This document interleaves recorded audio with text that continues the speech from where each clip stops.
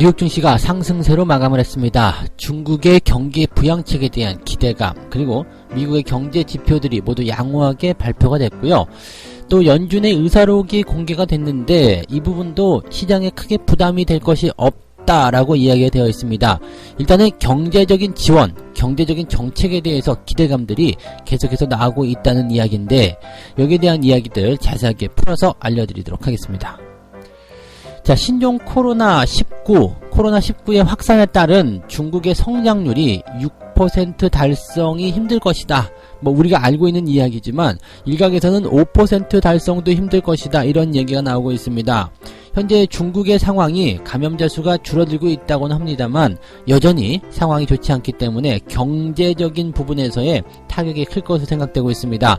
자, 중국의 경제 상황들, 경제 성장률, 정책들 또 어떻게 되고 있는지 조금 더 자세하게 알아보도록 하겠습니다.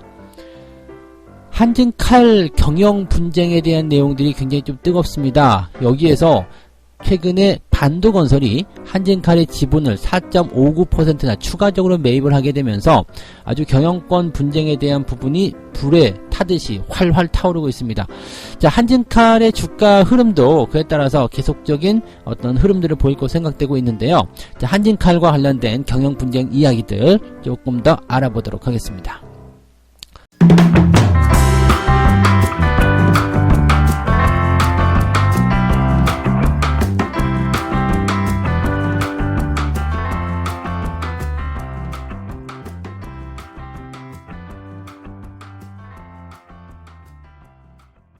네, 반갑습니다. 오늘은 2월 20일 목요일입니다.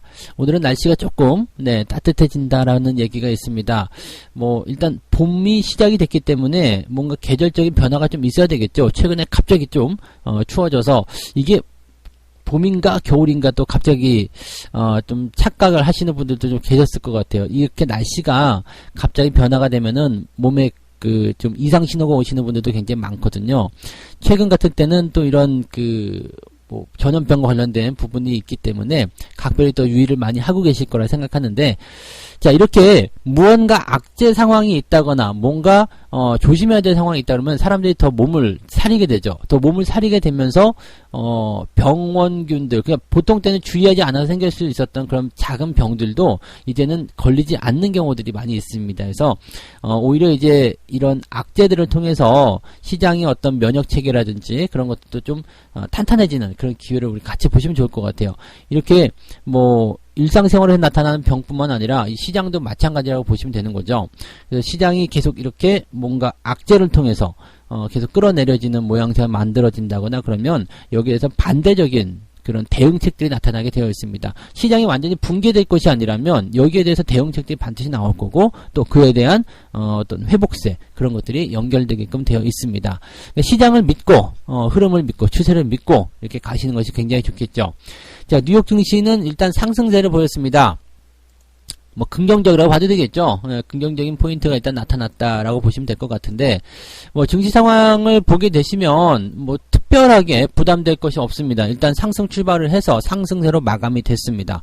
혼조 양상을 보였었던 그런 부분에서 금방 충격이 회복되는 그런 모습이라고 보시면 될 것 같은데, 이제 전날 같은 경우는 애플이 성장성이 좀 둔화될 것이다, 실적이 나빠질 것이다 라는 전망을 하게 되면서 주가가 좀 크게 내려갔는데 이 부분도 다시 회복세를 보이게 되면서 크게 투자자들에게는 문제되지 않는 그런 모습이었다. 그러니까 쇼크가 나오더라도 단박에 지나가 버리게 된다면 이런 부분들은 그냥 악재가 강하지 않다 정도로 우리가 해석할 수가 있는 거거든요. 그래서 부담스럽다거나 그렇게는 생각하지 않으셔도 좋을 것 같습니다.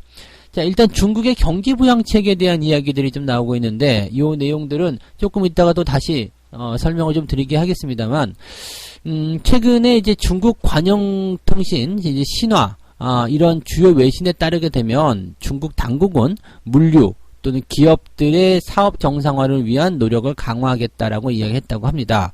지식재산권 기반 대출 확대 또는 금융 지원 방안 이런 것들을 추진하게 됩니다. 그러니까 무슨 얘기냐면 이제 중국 정부에서 돈으로 기업들에게 지원을 해주겠다는 얘기가 나오는 거죠. 그러니까 막대한 어떤 투자를 좀 해주겠다는 얘기가 되는 겁니다. 실질적으로 이제 경기가 딱 멈춰버린다거나, 지금 뭐 중국 상황 아시는 분들은 뭐 아실 수도 있겠습니다만, 현지 상황을 보게 되면은 이렇게 뭐 거리가 한산하죠. 뭐 가게문도 거의 다 닫혀져 있고, 그냥 집안에서 칩거 생활을 한다고 해야 되나요? 이게 약간 감금적인 그런 생활들을 하는 사람들이 굉장히 많습니다. 그래서 실제로 이제 그 돈벌이가 잘 되지 않고, 먹고 사는 것에 대한 부분들이 좀 걱정스럽다. 이런 얘기도 좀 있죠. 중국 쪽에서는 일단 그 해당 지역에 대해서는 그 무료 배급이라든지 이런 것들을 통해서 사람들의 생명 연장에 대한 부분들은 계속 유지를 하고 있습니다만, 요즘에는 이제 사람들이 그냥 옛날 같지가 않죠. 먹고 사는 게 중요한 게 아니라, 사람답게 사는 것이 중요한 것이기 때문에 계속적으로 이렇게 살 수는 없을 겁니다. 그러니까 이런 부분들에 대해서는 뭔가 좀 이제 이런 병에 대한 부분들이 확실하게 좀 그 제거가 되고 완화가 되는 시점에서 이제 뭔가 좋은 일이 일어나야 되겠죠. 문제는 이제 그 시점까지의 그 기업들의 활동이 둔화된다거나 또는 가게 활동이 둔화되는 그 내용들이 있을 겁니다. 그래서 여기에 대한 지원은 정부가 돈을 풀어주는 것밖에 없겠죠. 그래서 너희들이 쉬는 만큼 뭐 돈을 줬으면 좋겠지만 그건 좀 어렵다. 대신에 대출 금리를 낮춰가지고 대출을 해준다든지 뭐 이렇게 뭔가 조금 더 다른 특혜를 주겠다. 이런 정도의 모습이 나올 수 있겠죠. 분명히 이런 것들을 통해서도 기회를 잡는 그런 사람들이 분명히 있을 거긴 합니다만은, 어쨌건 정부 차원에서 이렇게 경제적인 지원 정책을 계속적으로 피고 있다는 것, 또 계속적으로 진행을 해주고 있다는 것은 투자자들 입장에서는 그래도 충격이 그렇게 크지는 않을 것이야. 그 다음에 이 코로나 감염병에 대한 부분들은 어쨌든지 간에 해소가 될 부분이 아니겠느냐, 이런 전략 전망들이 계속적으로 나오고 있기 때문에 이러한 상황들을 우리가 좀 보시는 게 맞을 것 같아요. 그리고 신규 확진자 수도 계속적으로 이제 그 1000명대 후반이긴 합니다만은 그래도 계속 좀 줄어드는, 또 진화되는 그런 형태의 모습 보이고 있기 때문에 조금 더 상황을 좀 지켜볼 필요는 있을 것 같습니다. 다만 이제 경제적인 상황들이 그게 녹록지는 않을 것이다, 그런 얘기들이 나오는 부분이겠죠. 자, 미국 증시 같은 경우도 이제 미국의 경제 지표가 상승하게 되면서 이제 좋은 흐름을 보였다고 말씀을 드렸죠. 미국 상무부에서 발표된 신규 주택 착공 실적에 대한 부분들이 전월 대비해서 3.6% 감소가 되었다. 그런데 감소가 됐는데도 왜 좋게 나왔느냐? 이제 월스트리트 저널에서 전망한 부분을 보게 되면 11%나 감소할 것이다, 이렇게 전망을 했는데 그냥 3%밖에 감소를 안 한 거죠. 그러니까 괜찮네, 이렇게 얘기가 나온 거고요. 또 1월달에 주택 착공 허가 건수는 9.2% 늘어났다라고 되어 있어서 2007년도 3월 이후에 가장 높은 수준으로 되었습니다. 이게 이제 최근에 주택 시장이 많이 개선되었다라는 것을 의미하는 부분이 되는 거고요. 그 다음에 생산자 물가 상승률은 0.5%로 시장 예상치보다도 큰 폭으로 웃돌았다라고 되어 있습니다. 지금 보면 이제 이런 물가 상승률이라든지 또는 이제 주택 시장의 어떤 상황이라든지 이런 것들이 다 긍정적으로 밝혀지고 있다는 부분들은 시장 경제가 탄탄해지고 있다, 좋아지고 있다는 얘기가 되는 겁니다. 그래서 별다른 문제로 삼을 만한 내용이 없습니다. 일단 코로나 감염에 대한 부분은 분명히 문제시 될 수 있겠습니다만, 이 내용이 뭐 경제적인 전반적인 부분에 대해서 뭐 폭락을 시킨다거나 이런 부분보다는 일단 경기 회복에 대한 기대감, 경기를 끌어올리는, 경기를 견인하는 그런 형태의 움직임들이 나오고 있기 때문에 여기에 대해서는 시장에 대한 어떤 투자자들의 기대감들이 훨씬 더 크게 작용하고 있다라고 보시면 되겠죠. 그러니까 위기 속에서 오히려 더 추세가 강하게 만들어질 수 있겠고, 또 경기 회복에 대한 기대감이 더 커질 수 있다라는 내용이 좀 될 수 있겠죠. 또 어떻게 본다라면 중국과 미국이 대립구도를 보여주고 있는데 중국이 이렇게 콱 하고 무너지다 보니까 중국 쪽보다도 이제 미국 쪽에 기대를 거는 사람들이 더 많아지고 있다, 이렇게 볼 수도 있는 상황이지 않겠나라고 판단이 되기도 하고요. 자, 그 정도로 우리가 좀 보시면 되겠고요. 한 가지 더 본다라면 이제 FOMC 의사록이 공개가 됐죠. 그런데 이 부분이 또 시장에 긍정적인 효과를 가져왔습니다. 일단 어떻게 얘기를 했는지 좀 보게 되면, 무역 긴장에 대한 완화가 리스크를 많이 줄여줬다, 시장에 대한 부담감을 줄여줬다라고 얘기가 되어 있고, 노동시장, 즉 고용지표에 대한 부분들은 여전히 긍정적이고 굉장히 좋다, 이렇게 얘기를 하고 있습니다. 그래서 시장 경제는 문제가 없다.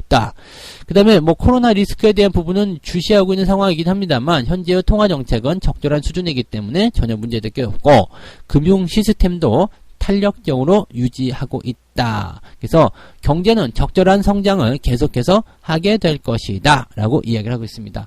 이 FOMC 의사록에서 이 정도로 공개를 했다라는 것은 경제 상황에 대해서 별 문제 없다, 자신 있다라는 의미로 받아들여야 되기 때문에 크게 문제 삼을 만한 내용은 없을 것이다 생각하시면 되겠죠. 네. 그래서 미국 증시가 상승한 이유들은 이렇게 보시면 되겠습니다. 경제적인 정책, 그 다음에 지표의 양호, 그 다음에 FOMC 의사록에 대한 긍정적인 평가들이 이렇게 자리 잡았다고 보시면 되겠네요. 자, 두 번째 이야기 하겠습니다. 중국 쪽 이야기는 조금 더 자세하게 설명을 좀 드려보도록 할게요. 코로나가 확산됨에 따라서 중국의 성장률이 6% 달성 어려울 것이다 라고 얘기가 나오고 있습니다. 일단 중국이 지금 6%라는 그 경제 성장률 달성을 이번 연도 목표로 일단은 세웠거든요. 물론 이제 전년도에 6%대 달성을 하게 되면서 정말 이거 기적적이었죠. 네, 그래서 전년도에 이제 6% 달성을 일단은 하긴 했었습니다만 올해는 이제 경제적인 차원에서 경기 지원도 좀 있을 것이고 또 무역 분쟁도 해소될 것이기 때문에 당연히 이제 6%대 달성이 되지 않겠느냐라고 되어 있고요. 또 그래도 공식적으로는 5.6% 정도의 경제 성장률을 달성할 것이다. 반드시 또 그렇게 해야 한다라고 얘기를 하고 있습니다. 왜냐면 이제 이게 샤오캉이죠. 샤오캉이라는 이제 정책을 통해서 중국 인민들이 잘 살게 만들어주겠다, 뭐 이런 것들이 좀 있었거든요. 이 샤오캉이라는 것은 이제 작은, 강함? 이렇게 봐야 되나요? 그래서 모든 국민이 편안하고 풍족한 생활을 누리게 만드는 것, 이런 사회라고 보여지고 있습니다. 이게 중국이 내세운 어떤 슬로건이고 중국몽이라고 볼 수 있겠죠. 그러니까 모든 사람들이, 모든 인민들이, 그냥 서민들이 잘 사는 나라, 그런 걸로 되는 거죠. 그래서 여기에 대한 어떤 목표치가 2020년 GDP를 2010년도보다 2배로 키우겠다라고 이야기를 하고 있는 건데, 실제로 거의 다 오긴 왔습니다. 그래서 올해는 이제 한 6%대 근접하는, 그러니까 5.6% 이상만 이제 경제 성장률이 달성되면 GDP의 어떤 2배 성장 목표가 달성이 되는 거죠. 이것이 왜 필요하냐면 시진핑의 정치적 생명을 이어가기 위한 부분이거든요. 이거 봐, 우리가 잘 살게 만들어줬어 라는 이야기를 해줄 수 있는 겁니다. 근데 지금 이 코로나 바이러스에 대한 부분 때문에 경제적인 상황이 이렇게 콱 하고 주저앉아 버리게 된다면 6%, 5.6% 이런 거 안 될 것 같고요. 5%도 힘들 것이다 라고 얘기가 나오고 있는 거죠. 현재 상황을 보게 되면은요, 지금 물론 저녁에는 사람들이 더 많이 안 돌아다닐 거고요. 도로에 차가 없죠. 오후 7시 정도면은 한참 외식도 많이 하고 돌아다닐 시간인데 길거리에 차가 없어요. 차가 없고 지금 아시겠지만 공장이라든지 그 다음에 일부 자영업자라든지 전혀 안 되고 있는 상황입니다. 그리고 특히나 후베이성 안쪽으로 들어가게 되면은 아직도 여전히 폐쇄적인 부분들이 많이 나오고 있기 때문에 이것이 해소가 완벽하게 돼도 그런 것들이 이제 슬슬 풀리기가 좀 풀려 나갈 것이다라고 되어 있지만은 네, 지금은 여전히 집밖 출입이 어려운 상태, 이게 감금적인 상태 이렇게 되어 있기 때문에 도시의 기능이 완전히 마비가 되어 있다고 봐야 되겠죠. 돈을 아낄 수 있다, 이런 개념이 될 수도 있겠습니다만, 이것은, 네, 전체적인 경제가 돌아야지 돈을 아끼는 거지, 일도 못하고 이렇게 되면은, 네, 결과적으로는 돈을 아끼는 게 아니라 돈을 못 벌게 되는 거기 때문에 경제적인 충격은 굉장히 클 것이다라고 보셔야 될 겁니다. 여기에 대해서 이제 중국은 경제적인 정책들을 계속적으로 써서 대출을 확대해 준다라든지 경제적인 금융 지원을 계속적으로 해줄 것이라고 되어 있습니다만 현재 중국 경제의 전반적인 부채 증가, 이게 가장 큰 문제라고 얘기가 되어 있습니다. 지금 중국 기업들의 부채 비율이 굉장히 높아지고 있는 상황이기도 하고요. 이 중국 경제의 전반적인 부채는요, 중국의 총생산, 즉 GDP 대비해서 총 부채율이 245%라고 합니다. 이 과도한 부채라는 것은요, 굉장히 문제가 될 수 있는 게, 이게 환율과도 연결이 좀 될 수 있겠고요. 국제경제와도 분명히 연결이 될 겁니다. 이 부채가 많은 상태에서 나라의 경제가 힘들어져 버리게 되면 굉장히 큰 충격을 다가오는 게요. 환율이 상승을 하게 되거든요. 이 경제가 떨어지게 되면, 경제가 나빠지게 되면 환율이 올라가는 거 알고 계시죠? 경제가 나빠지면 환율이 상승하게 되는데, 부채가 많은 기업 같은 경우는 해외 쪽, 국내에서 일어나는 부채는 관계가 없습니다. 근데 해외 쪽 부채에 있는 상황들, 거의 대부분이 그럴 거예요. 기업들 같은 경우는. 그러면 해외 쪽 부채 같은 경우는 달러로 갚아야 되는데요. 이게 환율이 상승해버리고 되면, 달러로 갚아야 될 돈이 훨씬 많습니다. 옛날에는 뭐 중국 돈으로 친다면 7위안에 1달러를 갚아줬다 그러면 이게 환율이 상승에 대해서 8위안이 돼버리게 되면 1위안만큼의 그런 그 지출이 더 커지는 거죠. 근데 부채가 많은 상태에서 이런 지출이 커지게 되면 굉장히 힘들게 되죠. 또 한 가지, 부채가 많은 상태에서 지출도 커지게 되는데 경제 상황도 내려앉아. 이렇게 되면 굉장히 큰 상황이 만들어지게 되거든요. 뭐 연쇄부도라든지 이렇게 나올 수도 있습니다. 이게 이런 상황이 어떤 상황이었냐면 우리나라가 예전에 그 90년대 후반에 IMF 때 이런 상황이었습니다. 그래서 뭐 부채가 많은 상태에서 경제가 안 좋아지는 거. 뭐 나라에서는 환율을 계속적으로 이제 그 방어하기 위해서 그 보유분인 외화를 계속 쓰긴 했습니다만 그 역부족이었죠. 다 쓰고 나니까 이제는 결국에는 돈이 없어서 유동성 위기로 IMF가 왔던 것처럼 중국도 그럴 수 있다는 얘기죠. 물론 중국은 지금 현재 달러 보유국이 보유량이 가장 많은 나라이기는 합니다만은 부채를 다 빼고 나면 실제적으로 돈을 쓸 수 있는 이런 달러는 많지 않을 것이다라는 분석도 나오고 있는 만큼에 이런 내용들은 조금 중국 정부가 어떤 식으로 대응해야 되는지 좀 봐야 되게 할 겁니다. 중국의 경제가 불안해진다라면 의존도가 높은 우리나라 같은 경우도 충격을 받을 수밖에 없거든요. 그래서 여기에 대한 것들은 계속 예의주시를 해야 되는 부분이고요.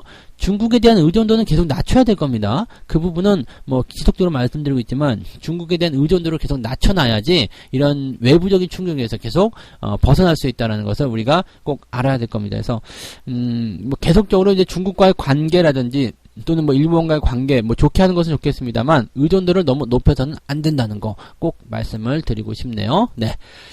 자, 마지막 이야기 전달해 드리겠습니다. 한진칼 이야기. 네, 한진칼 재밌죠, 요즘에. 네.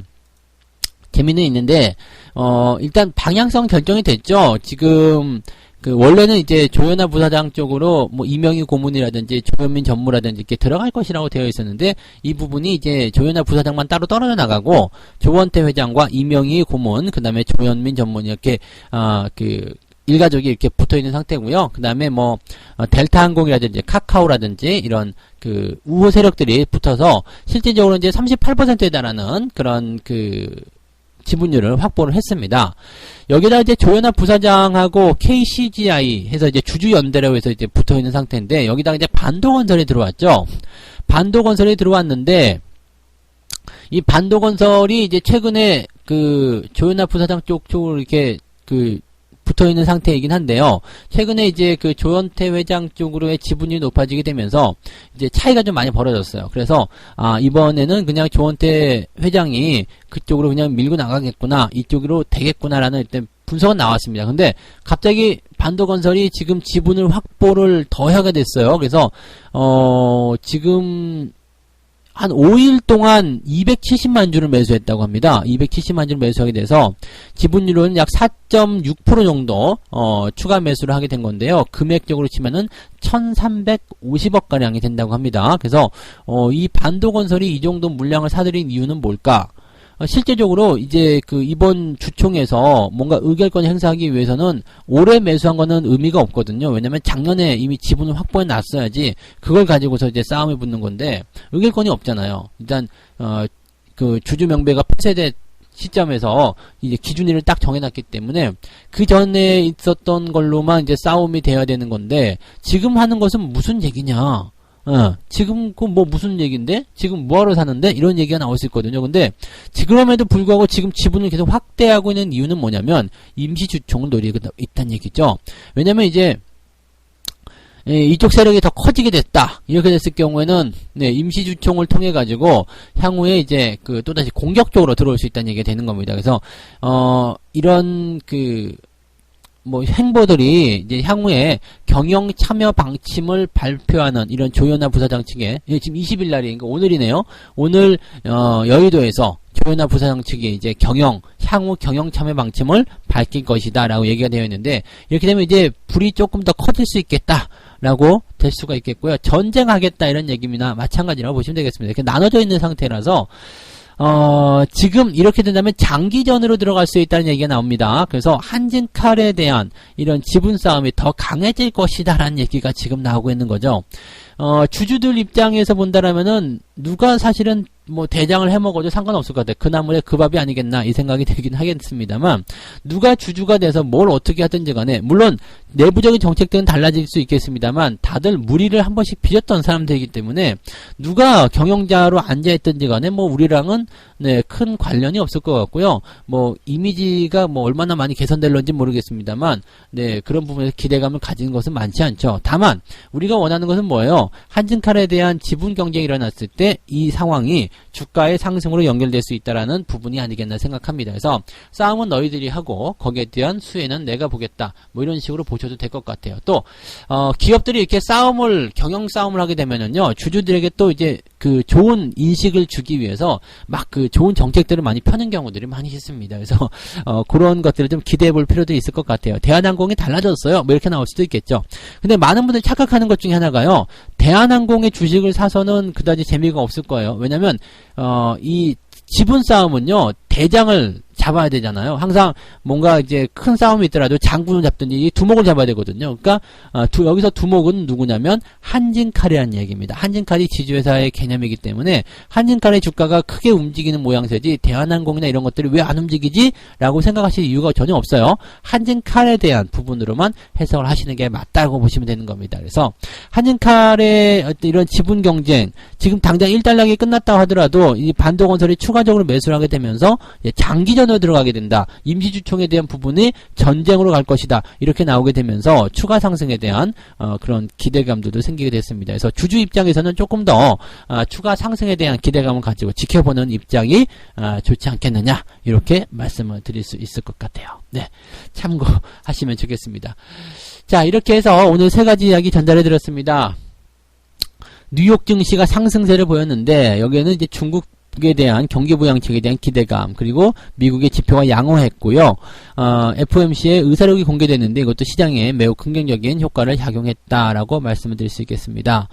자, 그 다음에 코로나가 확산이 되게 되면서 중국의 경제 성장률이 6% 달성은 힘들 것이다. 뭐 5%도 힘들 것이다. 뭐 이런 얘기가 지금 나오고 있는데 중국의 정책적인 어떤 생명, 지금 현재 정치적 생명을 위해서는 5.6%는 무조건 달성을 해줘야 되는데 이것이 지금 어려워진다라면 중국이 상당히 힘들어질 수 있다라는 이야기. 그 다음에 중국에 현재 산재되어 있는 이런 부채 비율, 과도한 부채가 또 경제의 발목을 잡을 수도 있다는 이야기 해드렸습니다. 자, 그래서 우리나라는 이제 의존도를 많이 낮춰야 된다. 이렇게 말씀을 좀 드리게 된 거죠. 네. 자, 그 다음에 한진칼의 지분을 반도건설이 4.59% 추가적으로 매입하게 되면서 이 장기전 양상을 띠게 되었다. 그래서 한진칼의 주가 흐름은 당분간은 더 지켜봐야 되지 않겠느냐. 긍정적인 방향으로 말씀을 좀 드려봤습니다. 그래서 참고를 하시면 좋겠네요. 자, 오늘 세간국지 읽고 마무리하도록 하겠습니다. 당국이 투기꾼에게 이롭지 않은 제도를 고안하도록 독려하는 것이 나의 의무이다. 투기꾼이 돈을 번다는 건 곧 당국이 뭔가를 잘못하고 있다는 증거인 것이다. 그러나 그들은 잘못을 인정하려 들지 않는다. 이건 뭐냐면요. 정책적인 부분이라고 보시면 됩니다. 정책적인 부분. 정책적인 부분에서 이것이 만약에 잘못되었다라고 하더라도 그 정책에 맞설 수가 없다는 얘기가 되는 거죠. 그래서 과거에 이제 항상 예를 들어 드리는 게 이제 MB 정권의 4대강인데요. 잘못된 정책이지만 그 정책을 통해서 어떻게 됐어요? 주가가 굉장히 많이 10배씩, 20배씩 뛰어오르는 그런 모습도 많이 보셨을 겁니다. 그래서 그런 상황이 본다라면 투기꾼들은 돈을 벌게 되는 거고 정부는 이런 것들이 잘못됐다고 하더라도 인정하려 들지 않는다라고 되는 거죠. 그래서 그런 상황들은 이제 뭐 약간 부조리하다 생각될 수 있겠습니다만 돈을 벌기 위해서라고 생각한다라면 정부 정책과 맞서지 말라. 네, 그 다음에 투기적인 상황들 그런 것들은 우리가 참고하고 넘어가야 될 것이다 라고 말씀을 드려야 되는 겁니다. 이런 부분들 같이 생각하시면 좋을 것 같네요. 자, 오늘 여기까지 이야기 해드리고요. 오늘도 여러분들 성공 투자하시기 바랍니다. 저는 다음 시간에 다시 올게요. 고맙습니다.